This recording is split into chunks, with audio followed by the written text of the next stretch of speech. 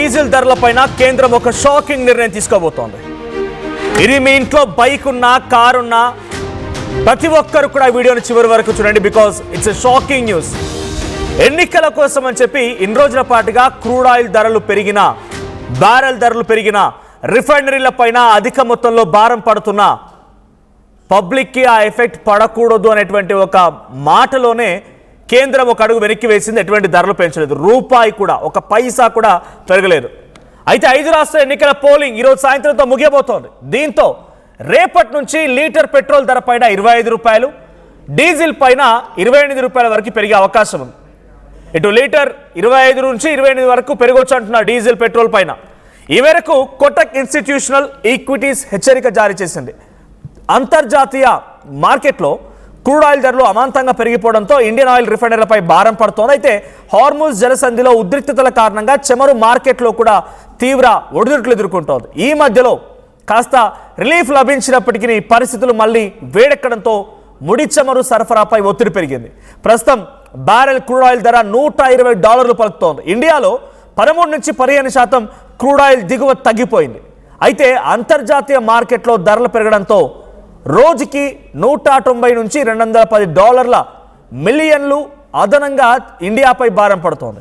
ఇక రిటైల్ ధరల్లో మార్పులు లేకపోవడంతో రిఫైండ్ల పైన నెలకు సుమారుగా 27,000 కోట్ల రూపాయల అదనపు భారం పడుతోంది.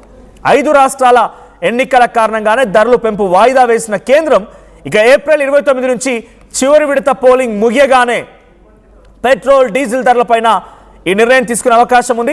ప్రస్తుతం అంచనా ప్రకారంగా 25 నుంచి 28 రూపాయలు లీటర్పై పెరిగే అవకాశం ఉంది. అంటే ప్రస్తుతానికి 107 రూపాయలు, మనం 108 రూపాయలు అప్రాక్స్ 108 రూపాయలు కనుక హైదరాబాద్ తెలంగాణ లిమిట్స్లో మనం లీటర్ పెట్రోల్పై చెల్లిస్తూ ఉంటే అది కాస్త ఇక 25-30 పెరిగితే 140కి చేరే అవకాశం ఉంది. అటు ఇటుగా 135 నుంచి 140 వరకు చేరే అవకాశం ఉంది.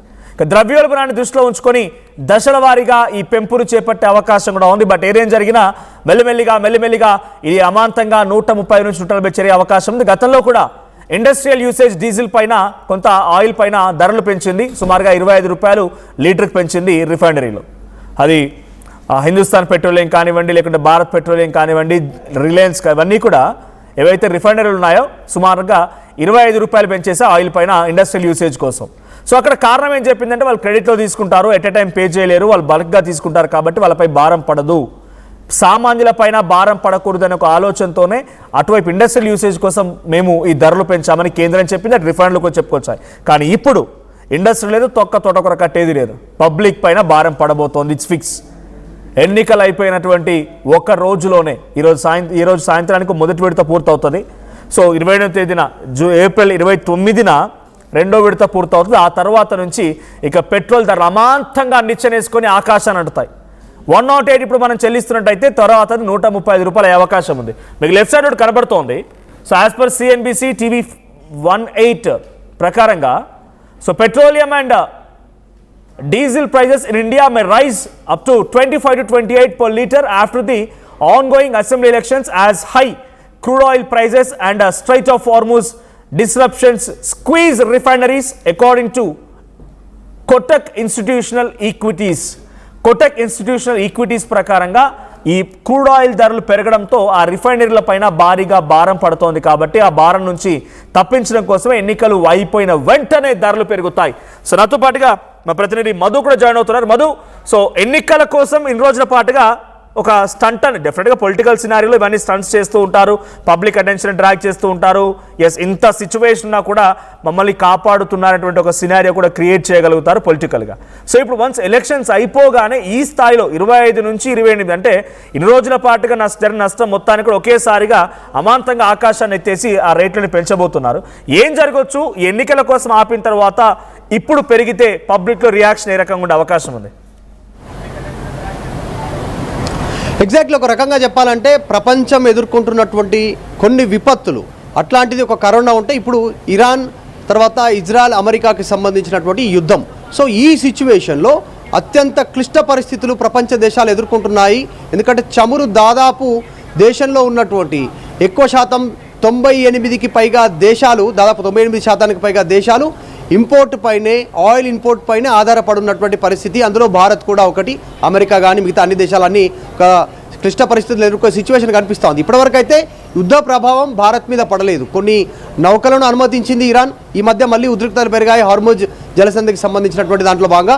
సో ఫ్యూచర్లో ఎలక్షన్లు అయిపోగానే, 5 రాష్ట్రాల ఎన్నికలు అయిపోగానే భారతదేశంలో మొత్తం లీటర్కు 25 నుంచి 28 రూపాయలు పెరిగేటువంటి అవకాశం ఉందనేటువంటి చర్చ కొనసాగుతుంది. కోర్స్ ఎన్నికలు కొనసాగుతున్నాయి వరుసగా. అటు అస్సాం, పశ్చిమ బెంగాల్, తమిళనాడు, కేరళ, ఇట్లా పుదుచ్చేరి, వీటికి సంబంధించిన ఎన్నికలు కొనసాగుతున్నాయి. ఇవన్నీ చివరి విడత ఏప్రిల్ 29 కంప్లీట్ అవుతాయి. కాబట్టి వెంటనే డీజిల్, పెట్రోల్ రేట్లు పెరిగే అవకాశం ఉంది. ఒకవేళ పెట్రోల్, డీజిల్ రేట్లు పెరిగితే తీవ్రమైనటువంటి ఆర్థిక సంక్షోభం దిశగా భారత్ నడిచేటువంటి సిచ్యువేషన్ కనిపిస్తూ ఉంది. దానికి మెయిన్ రీజన్ పెట్రోల్, డీజిల్ పెరిగితే అమాంతంగా ప్రతి వస్తువు పైన రేట్లు పెరిగే అవకాశం ఉంటుంది. సామాన్యులు దీని నుంచి కోరుకోలేనటువంటి సిచ్యువేషన్ ఏర్పడుతుంది. పాల ధర, ఉప్పు ధర, పప్పు ధర, కూరగాయల ధర ప్రతిదీ పెరిగే అవకాశం ఉంది. ఇప్పటికే ఎల్పిజి గ్యాస్ కొరత ఉంది. దీనికి సంబంధించి కమర్షియల్ పెద్ద ఎత్తున ఇబ్బంది ఉంది. ఒకవేళ ఫ్యూచర్లో ఇలాగే కొనసాగితే, ప్రస్తుతానికైతే భారత్కి ఇబ్బంది లేదు, ఎలాంటి సిచ్యువేషన్ ఫేస్ చేసేటువంటి, ఇట్లాంటి క్లిష్ట పరిస్థితులు ఫేస్ చేసే పరిస్థితి లేదనేటువంటిది కేంద్ర ప్రభుత్వం చెప్పే ప్రయత్నం చేస్తూ ఉంది. కాకపోతే మనోజ్, మిగతా ప్రపంచ దేశాలకు సంబంధించి ఇప్పుడు ఎగ్జాంపుల్ కొన్ని దేశాలు తీసుకుంటే మయన్మార్, ఫిలిప్పీన్స్, తర్వాత శ్రీలంక, పాకిస్తాన్, ఈ దేశాల్లో తీసుకుంటే already fuel emergency, energy lockdown, emergency energy lockdown విధించారు. అక్కడ ఆడ్ డేస్లో కొన్ని దేశాలు డే బై డే మాత్రమే కొన్ని వాహనాలు బయటికి వెళ్ళాలి. సాయంత్రం పూట పెద్ద పెద్ద షాపింగ్ మాల్స్ మూసివేయాలి. తర్వాత కార్లు విచ్చలవిడిగా వినియోగించడానికి అవకాశం లేదు. వర్క్ ఫ్రమ్ హోమ్ చేసుకునేటువంటి అవకాశం ఉంది. సో దానికి అవకాశం కల్పించారు. ఇంకా కొన్ని దేశాల్లో అయితే 60% ఫ్యూయల్ పెరిగిపోయినటువంటి పరిస్థితి. ఫిలిప్పీన్స్ లాంటి దేశాల్లో అయితే మొత్తం 99% వాళ్ళంతా కూడా దిగుమతి పైన ఆధారపడ్డారు. వాళ్ళ దగ్గర గ్యాస్ నిల్వలు జీరోకి వచ్చాయి, పెట్రోల్ నిల్వలు జీరోకి వచ్చాయి. అక్కడ కూడా ఎమర్జెన్సీ విధించారు, ఫ్యూయల్ ఎమర్జెన్సీ. అక్కడ సొంత వాహనాలలో బయటికి వెళ్ళడానికి లేదు, ప్రభుత్వం ఆంక్షలు విధిస్తుంది, ఎంత మేర ఎన్నిసార్లు బయటికి వెళ్ళాలనేటువంటిది. సో ఈ పరిస్థితి ఇప్పటికే కొన్ని కొనసాగుతుంది. జర్మనీ, తర్వాత ఈజిప్ట్, ఇట్లాంటి దేశాల్లో కూడా ఫ్యూయల్ ఎమర్జెన్సీ విధిస్తున్నటువంటి సిచ్యువేషన్ కనిపిస్తూ ఉంది. భారత్కి అట్లాంటి పరిస్థితి లేదు ప్రస్తుతానికి. భారత్ దగ్గర 3 నెలలకు సరిపడే నిల్వలు ఉన్నాయి, గ్యాస్, పెట్రోల్, డీజిల్, క్రూడ్ ఆయిల్కి సంబంధించి. సో ఇంకా దిగుమతి చేసుకుంటున్నటువంటి పరిస్థితి. రష్యా, ఇరాక్, ఇలా ఇరాన్ దేశాల నుంచి మనం దిగుమతి చేసుకుంటూనే ఉన్నాం. ఇది ఇంకా మరింత ఇబ్బందికరమైనటువంటి పరిస్థితి మారే అవకాశం ఉంది. ఎందుకంటే క్లిష్టంగా మారుతూ ఉంది. అమెరికా, ఇరాన్, తర్వాత ఇజ్రాయెల్, వీటికి సంబంధించినటువంటి చర్చలు ఏవైతే ఉన్నాయో పలుమార్లు ఫెయిల్ అవుతూ ఉన్నాయి. తీవ్ర ఆంక్షలు ఉన్నటువంటి పరిస్థితి. నిన్న కొన్ని కమర్షియల్కి సంబంధించినటువంటి నౌకలపైన ఇరాన్ దాడి చేసింది.